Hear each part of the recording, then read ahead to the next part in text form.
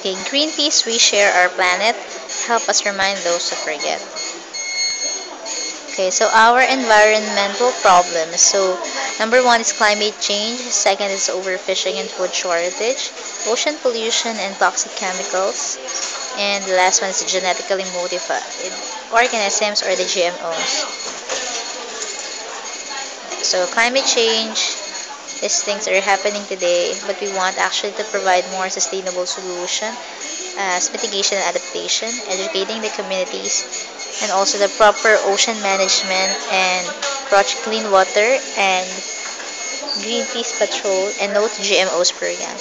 So we want to help the planet with you for our future kids. So this is how you can help by your 40, 33, and 20 pesos per day through your Visa, MasterCard, JCB, or Amex.